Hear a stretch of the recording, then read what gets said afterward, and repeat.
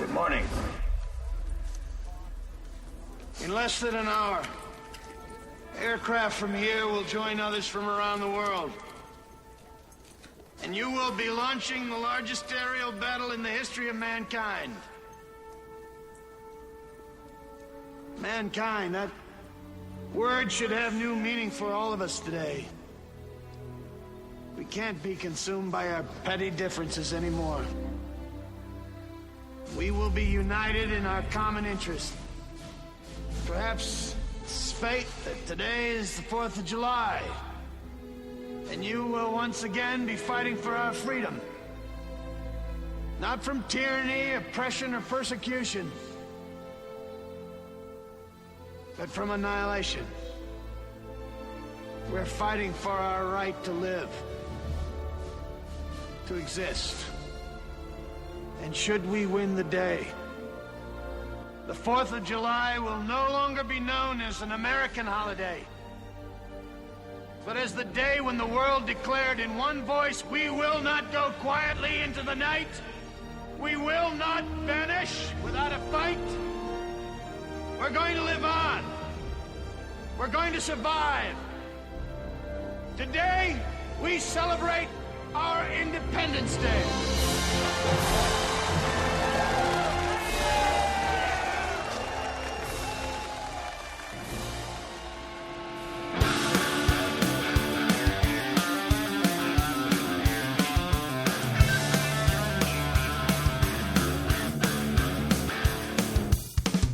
It was alright, man. Just worked and did stuff for college kids. That's what I do. Oh yeah, so, dude, this was this Coors Light was just what I needed after a hard day of work. Personally, dude, I needed a drink today. It was a long day. Yeah, rough day. I feel it's a rough day. Yeah, Jared, I feel that, bro. So yeah, man. Well, Jared, how was your trip over here? Did you run into any traffic? No, it was smooth sailing. It was smooth sailing here in your neighborhood. You want to know something radical? I went to get in my car Monday morning, and on that little track where you open your car door and there's like that little track where you know the door meets the body of the car, I guess, whatever you would call that. There was like this yellow slime, and I was like, well, where does yellow slime come from? Why is it technically inside the car? What is this? And I was like, what, did somebody puke in here? Like, why would anybody puke in my car? I've been around the car. And then, so like I cleaned it off with like a napkin I had in my truck there. And, there was like eggshells underneath it. And I was like, what the heck? How did an egg get in here? And then I looked at the outside of the car, and I parked on the street, and some hooligans egged this out of my truck the other day. That sucks, dude. So if you're leaving the Smithsonian today and you have egg all over your car, we're gonna have to go on a manhunt here for these young hooligans. Dude, I'll find them. I'll shit in their mailbox. I don't give a shit. Like, I feel like that's really the only logical. That's the logical next step. you gotta one up them. Yeah, that's true. We gotta give them an upper decker, but on their mailbox, not their toilets. So. I feel that, guys. Thanks for tuning in to another exciting episode of the Sean vs. Wild podcast. I'm your host, as always, Sean Thriller Smith. Today, I am joined in the Smithsonian by Jared Howell from Light Treasons. Jared, I almost called you Gerald, man. This Coors Light's just really kicking in. Jared Howell. Man, that's easy to say Gerald from Jared Howell. Dude, at this point in my life, I'll respond to anything that starts with a J. Hey, Jerry, coming in hot here. All the time. Or Josh. I get called Josh a lot. Well, you know what? You kind of look like a Josh. You don't run into many Jareds in this day and age. I worked at my day job. I work with like 4 Jareds. When I started, there were 4 of us. It was really confusing. That was just like when I was in elementary school. I was born in 86. And for the record, Sean was probably the most common guy's name, probably in the top 10 of the 80s. So when I went to school, I would have like 3 or 4 Seans in my class and probably 10 in my grade every year. I can see that. I think I know a lot of Seans. Yeah. We were born the same year, so that makes sense. I'm just going to go out there on the record. I'm going to say that I'm probably one of the coolest ones. No, I'll give you that. Most of the Seans I've met in my life are dicks. Yeah, just And total you're- shitheads. Yeah. The thing is, I was able to transcend that. I can't say I'm not a dick sometimes or most times, but I'm able to transcend that in a fun way. I do what I can. So yeah, Jared, you're here. You're here to promote and chat about Light Treasons. And you're not the first person on this podcast to do that. But I really want to take the time this time because we talked to Clay back in episode 1. We talked to Zach some weeks ago, and he just barely, lightly treasoned onto the topic of Light Treasons. See what you did there, yeah. And so I'm going to leave it up to you. You're going to be the flag bearer. So you need to give me the ins and outs, the deets, what these listeners need to know about Light Treasons. So this is fun because I've been in the band the least. So I hope you beefed up on your history. I did. I asked everybody before I came. I was like, guys, how did you guys? I remember Zach and Rob college. What? But essentially, they were all just in that band called Hark the Herald back in 2005, 6-ish, when we were all doing our thing when we were younger, and that broke up. And then I guess some years later, Joel and Zach, the drummer from Hark and the guitar player, were just, they found Rob. Zach knew him from college or whatever, and they put together Light Treasons. And Clay was in Phoenix with I Omega at the time, or maybe just getting out of I Omega, and they asked him to play guitar, and he came back, and that's how the band was born. Rob played bass, and then they couldn't do that, so Biff from Foxbat was in Light Treasons as the original bass player, and he quit to do Foxbat, and here I am. Here you go. That's riveting stuff. That's weird, wild stuff. So I can tell you more in depth about the last year that I've been here, but well, I know you guys have been hard at work. Everybody that's been on the show has basically told me the same thing. You guys have been hard at work on this project called Fortunes, this album called Fortunes. Is it still called Fortunes? It is still called Fortunes. It better be. It's on the CD cover. So. The artwork has been greenlit, so I certainly hope so. Well, tell me about Fortunes here. Well, actually, let's start back. You said you can tell me more about the past year. Let's take it back to the past year. Do you know where the concept came from, or what was your mind frame when you guys were writing it? So I joined. They were 2 songs into Fortunes when I joined the band in March last year, and the concept at the time was to put out an album as we wrote it. So we were going to release a song every 6 to 9 weeks, and it was going to be called Fortunes. And the idea was pretty much we'd have a tarot card for every song that came out, and Joel's wife Erin Eichenberger did all the work, the artwork for the tarot cards for us. So that pigeonholed us into starting all the songs with which is unfortunate. But so they had the Marionette and the Gravedigger written for when I joined already. And we just kept trying to do that concept. So we got 3 songs released over the next few months, and then we were in talks with Puckett to, I guess this is all kind of public knowledge now, but we were in talks with Puckett to sign to Little Heart, and he was save the rest.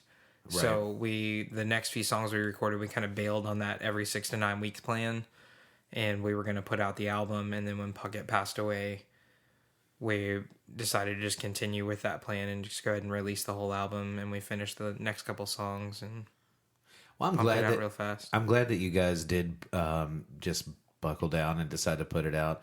Puckett would have wanted to have heard all that and gotten a completed product, And unfortunately, he's not here to be a part of it. I miss that dude every day, and I think everybody in Louisville does for sure because he just had a huge impact on everybody. But I'm glad that you guys are, going ahead with the project, and the artwork is fantastic. By the way, you mentioned that a lot of the artwork was done by Joel's wife. Yeah, and she killed it.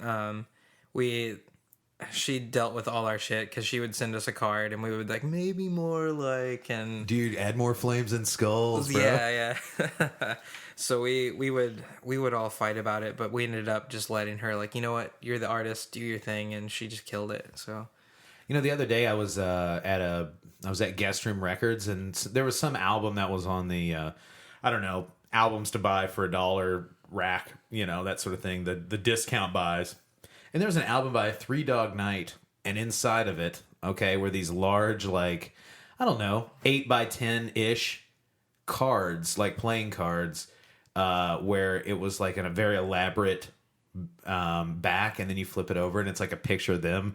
Like every picture is them being a different character. So there's like a guy that, I don't know, I guess looked like some gambler, like, 1800s gambler. And then there's another guy that's like this like sexy dude with long hair or whatever. And very similar. If you guys, I don't want to say you should rip that off Three Dog Night, but you should rip off Three Dog Night and maybe throw some cards out there with you guys on it. I think not with us on it, but I think we may have already accidentally ripped off them. All the download cards, we ended up, because there's a tarot card for each song on the album, we ended up just making tarot cards. So the download cards, if you buy the album, you get that tarot card with it, or you can buy a set of the tarot cards too. So we actually have physical tarot cards for each song on the album. Very sick.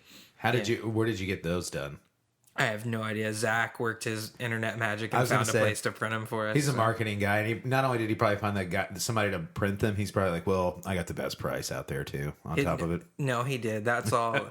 We spend a lot of time with Zach because doing his entrepreneur thing, he's always like telling us shit like, guys, we're not our user. And I'm like, what the fuck does that mean? Like, we're not our user, guys. Yeah. I don't even know what that means. Yeah. And so he's always giving us his marketing spiel, but it's good to have it. I mean, he's super business savvy. So this is the first band I've been in where we're like sort of stay afloat, like monetarily. So yeah, I know. That's what I was going to say. I wish I had somebody like that in one of our bands, because when you're just kind of winging it and it's like, well, we didn't make any money this year, guys. Yeah. But we went on tour, and boy, was that fun. Well, I mean, I think it'll still be like that, but at least, like, we'll have somebody that'll be like, guys, we lost this much money. Yeah. He'd be like, you see the red and the black here? We're in the red. We need to be in the black here. We're not our user. We're not on user right now. Whatever that means. Zach, if you're listening, just maybe shoot me a quick on user, what that means, definition. I'd appreciate it. Yeah, so you didn't have that in. So you mean to tell me that you didn't have a marketing genius when you were in Akeldama or Edison J? God no, man. That was, hey, what do we want our band to be called? What about Jettison and Pig Latin? Okay, like marketing genius. Those were the days, though, and I wanted to bring those up specifically. I didn't. I didn't warn you beforehand. That's all right. But I was thinking about, man, those days at PJ's Bakery. A bakery by day, randomly a music venue by night, and that thing worked. That was good times. That and like the Sellers, Silver Creek bowling lanes. Dude, those were the jam. I enjoyed the bowling lane shows, man, with 812 Dirty Squad and all those. Those were the days, though. Times. Isn't it crazy? It's like, so we all just get together to play these shows, and, like Edison J, like, you're in Light Treasons, you're in Edison J, and like Robbie's in Foxbat, and Chase is, always doing something. And then, like, the dudes in, like, what became Baby Yeah or whatever. And then we'd play shows with Emmanuel or the Linwoods or, like, all these other bands and all these other people that went on to do huge things just at one bakery or one bowling lane. Yeah, something like that. It was huge. Like, you think about it at the time. Like, I remember seeing, you could go to local shows and see, like, Emmanuel, a Suburban Blood Drive, and I don't know, like was it the Merediths? Like we had killer local shows back then, and Sacred Sorrow. Yeah, they always drew all the kids. They're back, dude. I know they're back. I gotta they're get better them. than ever. I know. I saw them with you guys back in January. Oh yeah, the Vintage. The very first episode of the Sean vs. Wild podcast, we promoted the show because Clay was the guest, and not only did he play in Light Treasons, he also had to play at Foxbat that night. Yeah. So, but I went to that show, and Sacred Sorrow, they were on fire that night. Yeah, they killed it. They ripped it. I've never seen like them have a pit that big, especially like at one of our shows. There's usually not mosh pits. So. Man, I will say this too, man. I was blown away when I saw you guys live. You guys have a great, just super fun rock and roll vibe to you guys. Thanks, man. And I feel like that's kind of a missing element. It's kind of a missing element, not only in Louisville, but just in many places that you go to. You guys just, I don't know. You just rock, bro. It's not metal. You know what I'm saying? Like, Yeah. some people rock and it's metal, or some people rock and it's, I don't know, screamo or whatever it is that it is. But you guys just plain rock. Yeah, I always feel weird. People like that don't know us are like, what kind of band are you in? What music do you play? And I'm like, I don't want to answer this way, but it's the only way I can, and it's just rock music, like it's generic. Have you ever heard of rock and roll? We are both of those things, actually. Yeah. So, well, hey, that's a great style to. That's a great way to describe yourself. Yeah. So, and then you have, as I always like to say on the podcast, you have prepared a piece. Yeah, we have a song in the wings. I always say that, prepared a piece, you're like, oh yeah, actually, I want to put you on the spot, make you play it right here. Well, yes, hand me that bass. Hand me that bass, and I'll be playing it right underneath Michael Jackson's cardboard cutout here. Dude, that's a sick cutout, though. Hey, man, life size. So nothing like staring at a cardboard cutout that's taller than both of us. While he's just giving you the evil mascaraed eyes. He's bad, man. That's true. He's bad. What can you say? What can you say? But yeah, okay, so you have prepared a piece. Tell me all about this song that you have. So it's called The Rebel. One of the things that I like about the whole Fortunes concept is, even though we didn't end up releasing them as we wrote them like that, it all still got written that way. Like we were going to release them every 6 to 9 weeks. So it's, like with any band, I guess it's different because you have this very specific time frame of the last year and a half where everybody knows that's what been doing because we were promoting it that way. So as everything was unfolding, we kind of wrote these songs about our lives, and this one we wrote during the lead up to the election, and none of our bands had ever taken a political stance before, so we wrote this song, and it's just generally kind of, I don't know, how shitty capitalism is, and right. our government and just everything really, and it's just kind of our cry out for rebellion, right? If you will. I guess that sounds generic and punk rock, but that's what it is. So. Hey, well, it's worked. It worked in the past. It'll work now, and it's always when the times are the shittiest is when the music becomes the best. Because people need that. People need that escape, and people need that voice. I guess For and sure. It's up to those that play music to be the voice for the voiceless. Sounds deep. It's so deep. That is where you guys come in. We're trying anyway. Yeah. That is where the Rebel comes in. Also, before we get to the song, I will say I had a conversation at the time. Listeners, at this time, you haven't heard this conversation yet. You'll hear it next week. But a few days ago, I did record with a good friend of ours, Erica Sellers, from the Deads. Okay, yeah. And she was discussing... Spoiler alert, guys. If you don't want to get a spoiler for next week's episode. But she was discussing the same things. Hey, there's a lot going on in the political landscape. And we have some grievances that we need to air with that. And this is a very... as crappy as what's going on in the world right now for many people, it's going to be a good time for punk rock music. Just because... Yeah, I made a Facebook post about that right after the election. I was like, you guys, punk rock's about to get so lit right now.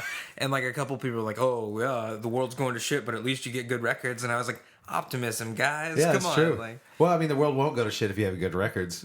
Look at it that way. It's all about perspective. My world's great, man. I got these Sabbath albums, bro. I'll be great. But yeah. So, all right, you brought a piece. It's called The Rebel.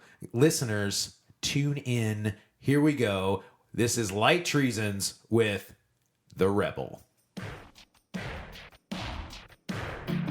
Our fate has always been in your hands. Holding back our souls to serve your plan.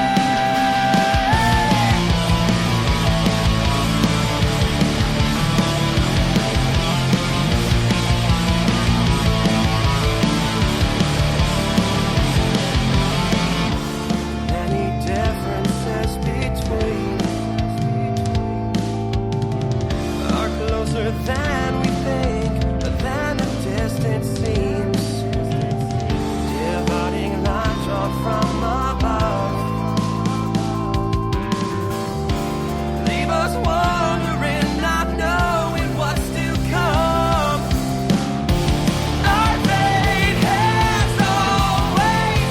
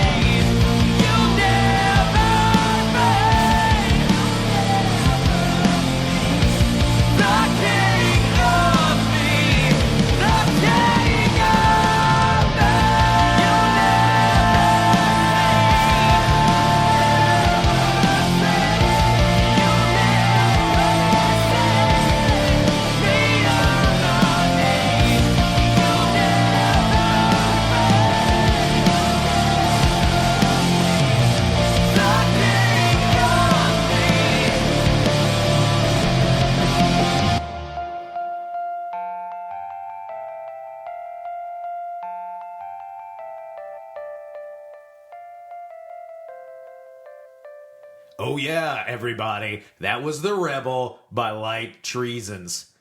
That was one heck of a little ditty you did there, Jared. Thanks, dude. I see what you Appreciate did it. there. We did it. I don't- We certainly did. I Yeah, love your man. enthusiasm. What can I say? It was it's a fun one to write. Yeah. I mean, What dig mindset it. were you in when you wrote this? Mostly just like at that point that was like the second song I wrote with the band, so more just so because I've always played guitar in every band Right. I've been in, so that was more like hey, let's play bass like a bass player for this song. So Right. that was kind of where my headset was in. Like, But let's do the third. We'll go down to the fifth, maybe the seventh, the octave. We'll do that, and then do that ditty. I don't know. That's bass terms, I guess. that's like what we do, man. We third, we octave, we What can I say? We do what we do. And I'm not even a bass player. I just play drums. I do have a bass in the background. dude, though. you're part of team rhythm section. That's Yeah. all right. I will say this, man. If I did purchase a bass not too long ago. Obviously, it's just right there. And for the listeners at home, it's what is it? What would you say? It's probably a $10,000 Gene Simmons Axe bass. Just kidding. It's a Squire. It's like $150. But Nothing wrong with that, man. so I'm learning, and I will say that being a part of the rhythm section, playing drums for so long, I was like, well, I'm actually taken to this pretty easily. I get it. Yeah, dude. I feel like now that I'm like acclimated, I feel like this is probably the instrument I should have been playing like through my teens, and I like it a lot now. Was it easy transition to go from guitar to bass? Fairly, yeah. I just kind of followed the root notes. If you know anything about music, Sure. you'll know what that fucking means. But yeah, I just I tried not to play. Like I just tried to follow the kick drum. I knew that much. Yeah. From just listening to other musicians talk about it. But I transitioned fairly easy, and I just played simple stuff for a while, and then worked my way up. Who's your favorite bass player? Man, this is a cliche answer, but probably if like Flea. Yeah, I've heard of him. Yeah. I've heard of him. I actually saw Red Hot Chili Peppers not too long ago, and by not too long ago, I guess I mean like 5 years ago now. But Flea was a monster live, Dude, and he's him and Chad so Smith, good. so tight, insane. And then, dude, I can't think of it. I'm blanking on his name. The dude from Thrice writes some killer bass riffs too. I like Thrice his is tone a lot. fantastic. They just get better with age too. They do. Their last album's killer. That's like my favorite so far, I think. Yeah, I love them. But yeah, also coming up, if you enjoyed The Rebel, if you've enjoyed any of the songs that you've heard, because this is the third Light Treason song on the Sean vs. Wild podcast throughout the history. If you've enjoyed any of it, you have to pick up the new album, Fortunes. It is done. It is in the can. And you guys have an album release show coming up. We do July 8th at Haymarket. July 8th, Haymarket Whiskey Bar, Louisville, Kentucky. That's a great place to play. Dude, I've never played there. I'm pretty stoked though. I saw Foxbat play there a few months ago with Order of Leviathan and the Stonecutters who ripped it. Yeah. So it was a good time, and I've wanted to play there ever since, so we're stoked. Yeah, absolutely. Well, and also, too, you have a listening party. You had a listening party. Boy, that got pretty wild. Dude, it Very was out of nuts. control, didn't it? It was weird. Everybody was like naked and covered in Jello, and Dude, it was crazy. I couldn't believe that you guys managed to get a live elephant. Dude, I know.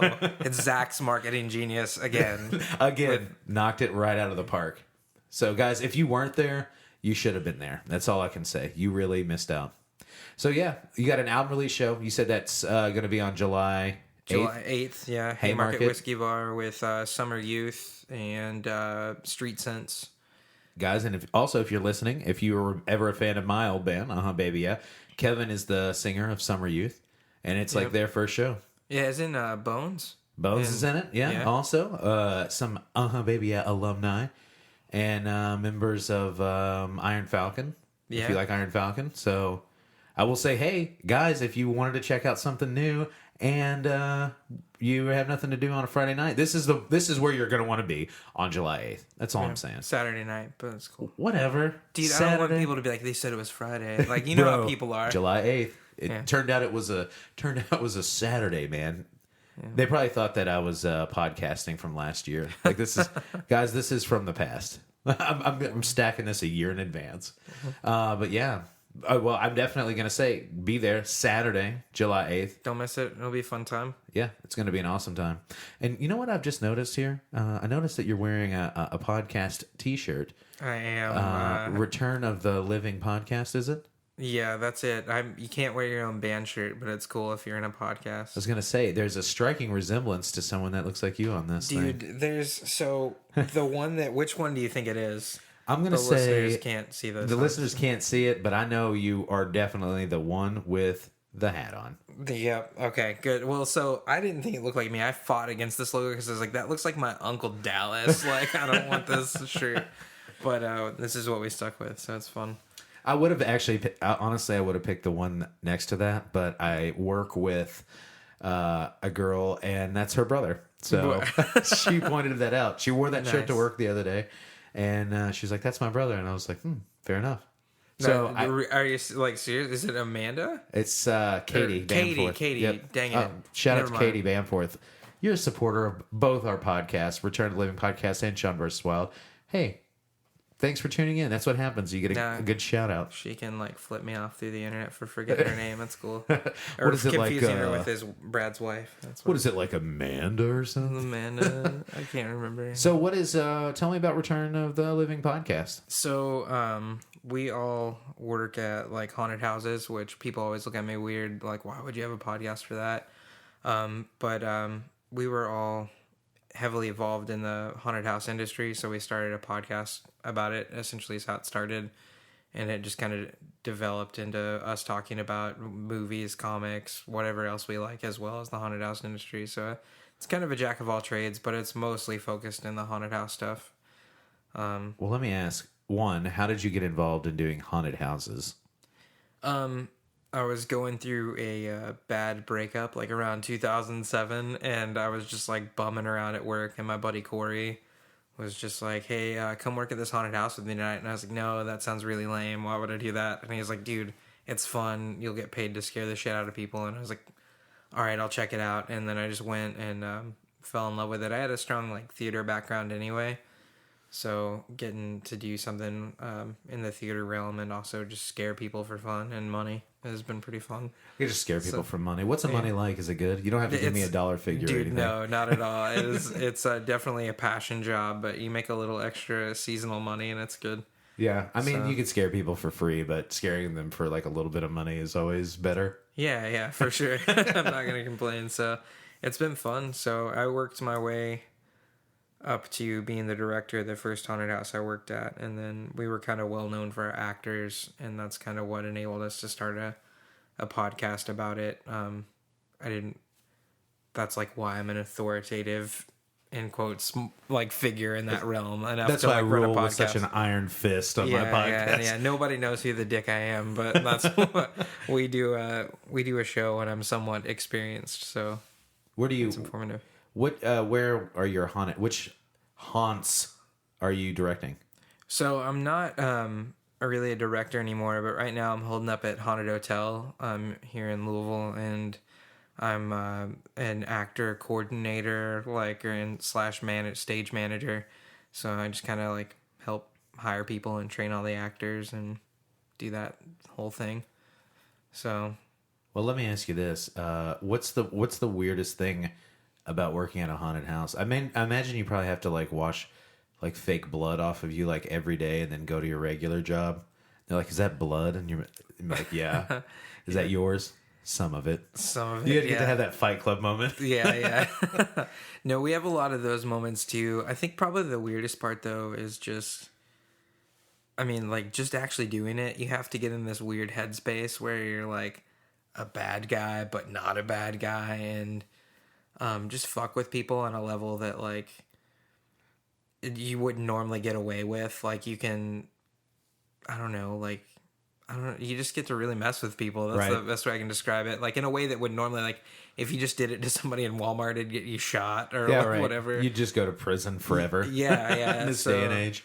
I think probably the weirdest story I have is me and this guy were working in this room, and his character was just like drenched in like fake blood, and he was like eating like a fake corpse or whatever. This all sounds terrible. Yeah, as you normally would. Yeah, as you would.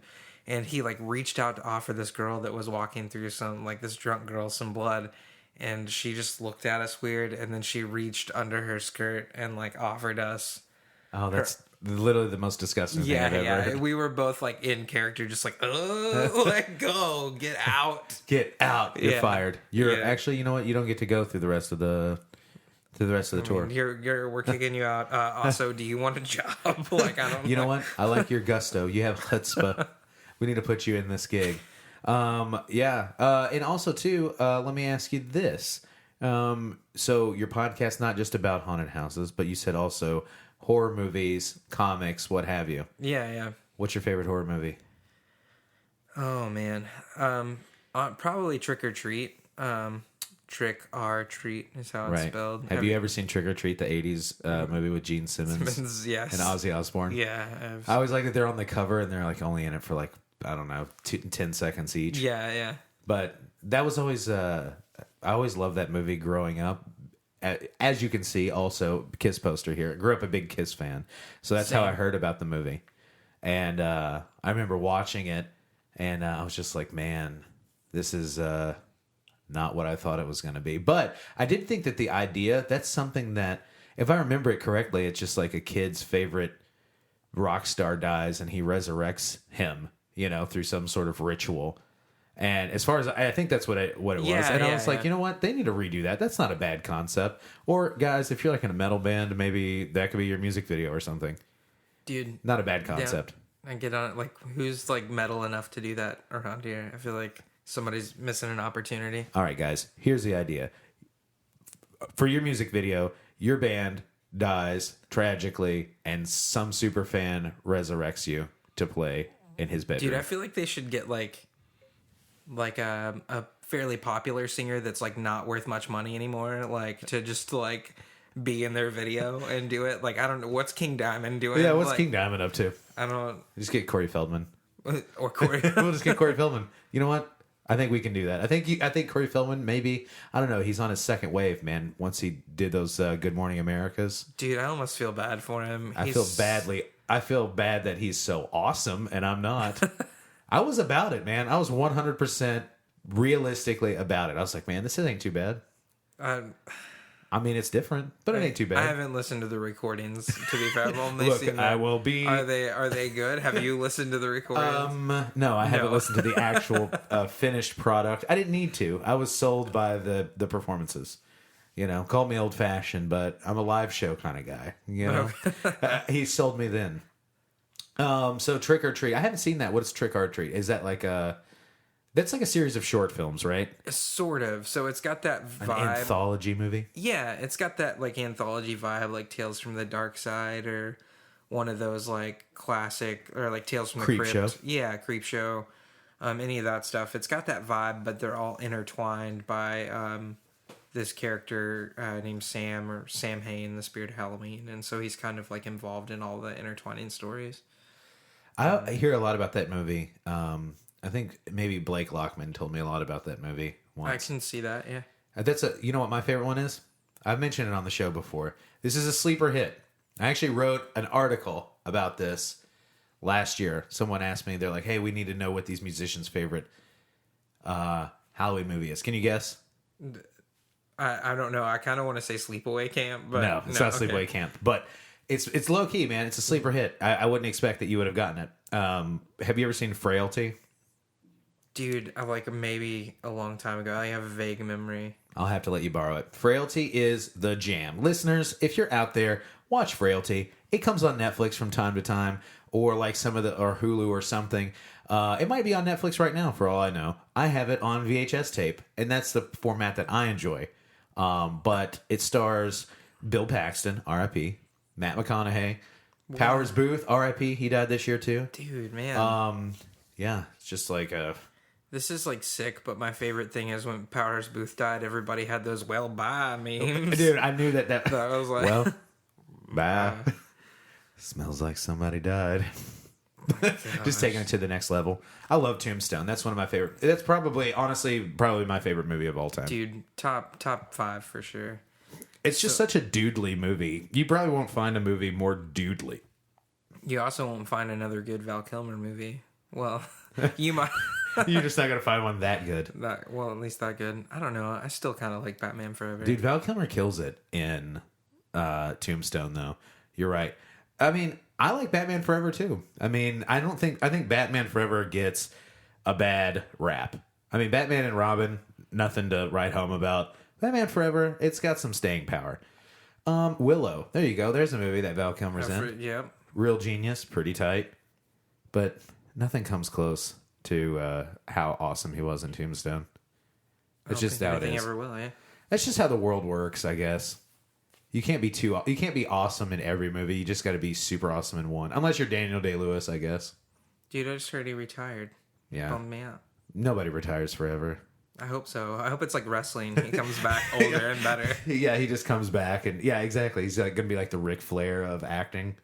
And he'll just act until he's, 85 years old and gets kicked out of airport bars for being drunk.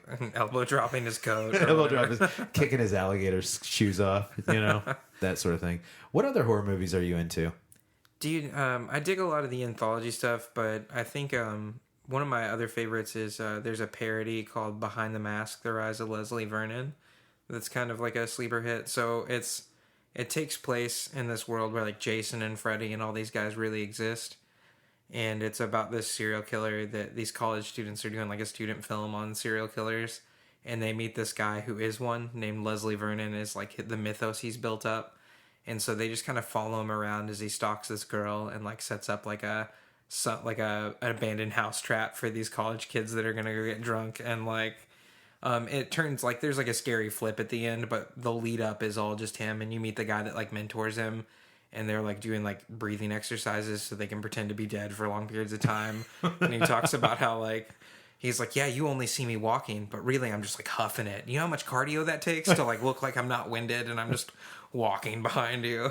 Have you seen Tucker and Dale versus Evil? Dude, that's a classic. Yes. I wouldn't. I don't know if you would call that a horror movie, but I would call that a lesson in just genius filmmaking, dude, genius it storytelling. Counts. I have a framed Tucker and Dale poster in my apartment right now. That's like the most clever setup I've seen for a movie because they were just able to play on those tropes so accurately and then just spin it to where like they're completely innocent and they're having like the worst night of their life. Yeah. So I watched a horror movie the other day, and as I'm talking, guys, I am on my phone because I cannot remember the name, but it had the sickest title. And let me give you the premise. Basically, it's like late 80s, and it's kind of like it starts out kind of like a Porky's type vibe where these like college dorks like want to see naked chicks, and so they go to the sorority house where they're going to be like naked chicks being like initiated into the sorority and getting whipped and stuff like that. And anyway, somehow they get caught spying, and the head lady at the sorority is like, all right, guys, well, if you want to be initiated to these two naked girls that are getting whipped, like, you have to take these three dudes and you need to go to a bowling alley. And you're going to need to steal something and bring it back. All right, so this is the setup. They go to a bowling alley. Turns out there's a bowling trophy that they steal. And inside the bowling trophy is a demon. And the demon offers to grant them wishes.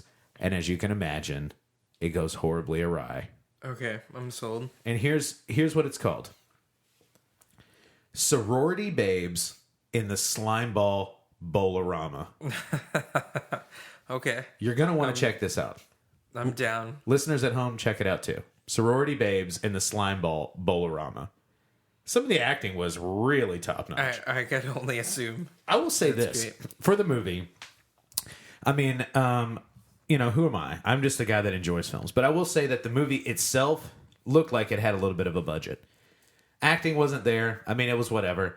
But the movie itself actually looked pretty good. Well, I mean, I feel like cameras and stuff are fairly cheap these days. Like, well, this was made in the 80s. This was actually it took really? place in the late 80s, and it looks like a 90s film that was like trying to look like the 80s, and it actually was made in the 80s. So I don't know what that means, but it was good quality, and it really looked like 1988. Matter of fact, I think it was made in 1988 or 9. So there you go. Nice. I'm gonna have to hunt this one down on VHS. Yeah, definitely. If you can, or you can just check it out on. I think they put movies on the internet. So you can find them sped up on YouTube, like slightly sped up, so everybody sort of sounds like a chipmunk. perfect. That's one of our favorite pastimes now. We watch Predator on YouTube. I'm gonna watch Predator, but you know what? I only have 45 minutes, so I need to watch it at twice the speed. Yeah. Have you seen Predator 2X? What is that? The sequel? No, it's just Predator twice the speed. Twice the speed, yeah. That'd be perfect. Speaking of Tucker and Dale and Tyler Labine, who's in that movie, have you watched Reaper? Have you ever seen that show? It was like 2 seasons before it got canceled. I remember it, but I never got a chance to actually sit down and watch it. Just the premise is this kid's parents like sell his soul to the devil on his 21st birthday just so they can have him, which is like a weird concept, but so it starts out on this kid's 21st birthday and he's just like, why is mom crying? And like the devil comes and recruits him as his bounty hunter, but he has to hunt down escaped souls from like hell, but the devil only gives him weapons that he think he can handle. So like his first weapon is like a dirt devil, like a handheld like dust vacuum, and he's like gotta capture this demon with it. It's pretty dust buster. Yeah, it's pretty good. It's Kevin Smith was a consultant. I don't know what that means, but it's got that like same style of humor. I remember that. I remember that show briefly, and I remember that's what I remember most about it. It was like Kevin Smith, like was a consultant, or like Kevin Smith Presents, or some of those. Yeah. Like maybe a producer or something on the show. Are you into? Well, you said also too, like you guys do a lot of comics. What do you think about Kevin Smith in the comics world? Dude, actually, so my favorite superhero is Green Arrow. I'm gonna be real hipster about it. Right. Before the TV show existed. Right. Yeah. And his run on Green Arrow is kind of like what got me back into comics, like when I got like older. Right. So I all his comic stuff's like great. His run on Daredevil, Green Arrow, all his Batman stuff is super good. The Widening Gyre. Yeah, it is. That's the Batman one that I can think of off the top of my head. I liked his Green Arrow too. I used to be really into Green Arrow also. In the like the 90s, late 90s, early 2000s. I always thought he was just like, the thing about comic books is you can like literally base if you like somebody strictly off of the way that they look, like if they look cool or not. And he looked really cool at the time because he just had like a huge like blonde beard, I think, right? And then, like, he rocks the Van Dyke. Yeah. That's Hood, it. like, yes, the Robin Hood gaucho mustache and goatee combo. Yeah, and I just remember thinking like, man, he looks really cool. And and then I saw actually at the library one time the run that Kevin Smith did. They had like a hardback version of it, and I was like, oh, that's badass. But I've never watched the Arrow show, but people have been losing their minds about it. Oh yeah, I actually I was at Wizard World in Louisville. This is just like a dumb story. We were talking about Arrow, it made me think of it. But like, I went into the bathroom, I guess right before security like blocked it off so Stephen Amell could go pee.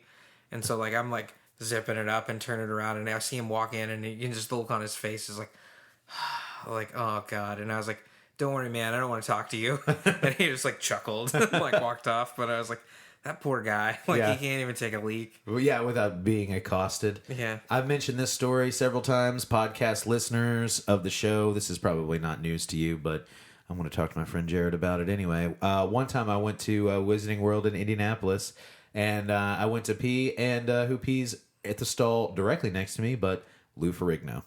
Oh, I remember you talking about that, yeah. The Incredible Hulk. So if you ever want to feel inadequate, that's a great way to do it, guys. Dude, it made me think of another weird encounter. I was at like Whorehound in Indianapolis, and we were just walking, and all these guys started to push past us, and I felt somebody grab the back of my neck, and I was just like, who the fuck? And I turned around, and it's like Robert Englund, and he like winked at me, and I was like, what the fuck?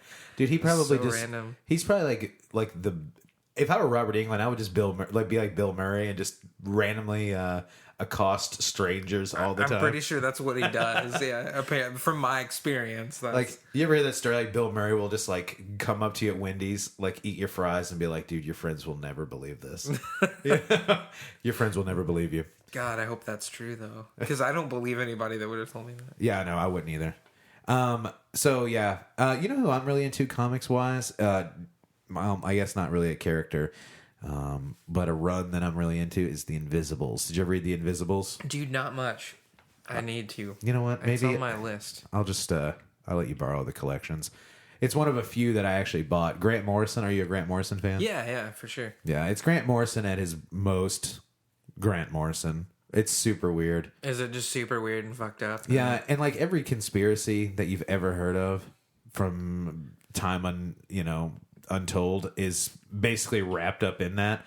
And I'm a big weirdo like that. Like, so it's just like kind of right up my alley. Have you like read any like Alan Moore or? Yeah, I do like Alan Moore also. His Swamp Thing stuff is gnarly too. That's what I've always heard. I haven't got a chance to pick that up. Man, comics is kind of an expensive dude, it's hobby. dumb expensive. I finally sold all my comic books. Like I turned like 28 and I was like, I can't do this anymore. I've got boxes of this shit. Right. I made a ton of money though. I was like stoked, but at the same time sad. Like, You know, I've resorted to this because I invested a few $100 in like graphic novels and stuff, and not because I think they're going to be worth anything, because I mean all these graphic novels, they make them by the thousands, and trade paperbacks or whatever, they make them by the thousands. But it's the best way to go, cheapest. Exactly. But I probably spent just a couple $100 on things that I really like. I tell you, probably my favorite besides The Invisibles, Animal Man is really Dude, high on my yeah. list. And the new 52 version of Animal Man, very tight. If you haven't checked out that run, you should, because it was great. But yeah, anyway, so I invested a couple $100 in that, but now I'm just going to get Comixology from Amazon. Have you seen that? Yeah. And I'm just going to go digital. It's going to be way cheaper. That's how I do everything. If I really love something, I'll buy a print copy, but mostly I'm just digital. I'm like that with music too, though. I was gonna say that sounds like how our whole generation became with music. It's like, hey, I'm gonna listen to it for free, but if I like it, I'm gonna buy them shits. Yeah, I mean, like, what was it we were saying the other day was we were like doing our merch setup, and like Zach was like, whatever. I mean, this is risky because somebody could steal a CD, but honestly, I'd be honored if somebody wanted to steal our music. I was like, yes. Well, they're going to steal it on the internet anyway, so they might as well just steal the physical copy. What have you? I don't know. Do you remember LimeWire? Did you ever do that? Oh, bro, like I was like the mayor of LimeWire. If LimeWire was on Foursquare, I'd be the mayor. I loved LimeWire. This was how I got on LimeWire. What I would do is I would take a band that I really liked, and I remember specifically doing this with just whatever I was obsessed with. AFI was one of the bands. Coheed was one of the bands. Him was one of those bands. But what I would do, Smashing Pumpkins, I would just get on Google and look up their song list. And these people had collected every song that they ever recorded, where they just wrote a list. And then I would just get on LimeWire and literally, like, the first 5 songs on that list I would download, and then when those are done, I do the second 5. I literally had every AFI song ever released from Davey Havoc. If you're listening, I'm sorry. I did buy the albums too, guys, eventually. But yeah, I had like every AFI song released until before December Underground, and then right after that, like I could not give a shit less about AFI. Like I could not care that's where at everybody all. dropped off. And I didn't even like Sing the Sorrow. I was like, oh, that's pretty cool. I bought the CD. I was like, all right, cool. And I downloaded a couple of the B-sides. And then once December Underground hit, I'm like, I couldn't care any less. Dude, I have like a huge band. beef with them because they're on my one of my bucket list bands. Like I'd never seen them live, so I went to see them live like a year or two ago at Mercury Ballroom. Yeah, and they played there was them and an opener, $30 to get in. They played for 30 minutes and then bounced, and I was just like, I'm mad, but at the same time, they're a punk band and all their songs are 2 minutes long. What did I expect? And like, I can't believe they would play for 30 minutes. 30 minutes though, yeah. That's crazy. And what year was this? Like 2 years ago? Just like 2 years ago, yeah. That's fucking. What song? What albums were they playing? Were they playing the hits or what? Or are they just playing the old stuff? They actually they played some really old stuff, and that surprised me. But I think it was right after is it Burials? Is that album? Yeah, it was right around that time they were touring on that. Dang. You know, I've seen AFI like 7 or 8 times. They're like one of the bands that I've seen probably the most. AFI and Kiss. I've seen them a ton, both of them. But the last time I saw AFI was Warped Tour 2004 or 5, whenever Sing the Sorrow came out. And then once I saw them, and I was just like, you know what? I think I've cashed out on this one. I think I'm done. And that was it. Saw them like 7 or 8 times real early, and that was it. That's it for me and AFI. It's a good time to hop out. Yeah. Did you ever download an album like in the wrong order? And then you like burned it that way, and then later in life when you got older and had money and you bought the album, you're like, what the shit is this? This like, is not the way I remember it. This is not, and you just prefer your crappy version better. Emmanuel's soundtrack to Head Rush was exactly that. I had it in the order that everybody burnt it in, and then when the album came out and they switched the tracks around, and I was like, oh, this isn't what I remember. Yeah. I just listened to my old burnt version that had the Hey Man intro on it. Dude, I missed that intro. I was like really bummed they didn't keep that on the record. Oh, well. I want to get Emmanuel. I want to get Matt Breen, if you're listening, just come on the show. Let's talk about Emmanuel. It's an integral part of everyone in the Louisville music scene right now. For sure. So we need to discuss that. And you know what? As we're wrapping it up here, we've talked a lot. Where can people find... Let's get back to the business. Let's get back to the meat. Wait, before we potatoes. wrap it up, I want to ask you a question now. Okay. What's your favorite version of Kiss? Oh. Okay. Like, are you like because mine's hair metal Kiss. Honestly, I will agree with you. I would say 80s Kiss. I love 80s Kiss. I love Paul Stanley just really shines in that. I would say my favorite era, is probably... Okay, I'll tell you my 3 favorite albums, and they're all kind of significant of the eras. I love Hotter Than Hell, so really early 1974 Kiss, like their first year. Creatures of the Night, as you see, I got the Creatures of the Night poster, 1980, 81 era, when they were becoming a heavy band. And then they just released a lot of shit-ass 80s, like, transition records, you know? Well, not a lot of them, but Animalized, like, for me, I'm just like, forget that. But then I love something about like Asylum and Hot in the Shade and Revenge. Revenge would be my 3rd favorite era or album, I guess. So, but yeah, I love 80s Kiss. I would say that they're a stronger band in the 80s than they were in the damn sure in the 90s and the 2000s. For sure. And the 2010s. Arguably the 70s. Arguably, I would say it's just as good. It's good in different ways. You know, the 70s has just like a great 70s vibe to it, a 70s classic rock. But in the 80s, man, I love the hair metal. I love that whole sound, and they just kill it. Paul Stanley just kills it. Paul Stanley's voice just goes from being, hey, I'm Paul Stanley from Kiss to I am a serious contender. For sure. I just thought of this. I'm sorry. I know we're wrapping it up. Oh no, we're not wrapping it up. We're just going to continue on. Now that we're talking about Kiss and someone likes it on this podcast, we will continue to talk forever. So one year at the haunted house, a bunch of us dressed up like Kiss for Halloween, like beforehand, and one of my buddies kept his makeup on, and he's like, it's my favorite scare in like all the years I've done haunted houses. He just jumped out of a corner dressed up like Paul Stanley and scared this lady by going, I can't hear you. And it's like the best thing I've ever seen. That's possibly the greatest story ever. There is actually a CD, and I'll burn it for you, of just all of Paul Stanley's stage rants. That's all it is. And it's just him like, how you doing, people? You know? Every time we do this one, place lights up just like a damn Christmas tree. That's another one of my favorite Paul Stanley lines. Fuck, man. It's like, this song, you know it by the beginning. It's got a beginning that goes, oh yeah, I know that one. Man, what a great...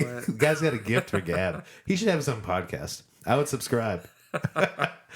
But yeah, and then on that note, everybody's probably tuned out at that point. But yeah, where can people find Light Treasons on the internet? And one more time, hit everybody with the deets for the show, for the Amarillo show. Yeah, so you can find us online, lighttreasons.com. That's got all the links to our social media stuff on there as well. Just keep it simple, because I don't fucking know what our Twitter handle is. I don't know who uses Twitter. Don't worry, guys. I'll post it in the show notes. Yeah, that's the one thing I am good for. But you can find us there, and then the release show is July 8th, Haymarket Whiskey Bar. I think it's like $8 to get in with Summer Youth and Street Sense. Come hang out. We'll be out by 11. I promise. We'll get you home in time. You can take an elephant ride. That elephant is probably still hanging around from the listening party. Zach, if you're listening, get the fucking elephant again. Get the elephant back. Guys, that's going to be $8 well spent for the elephant alone. I'm just saying.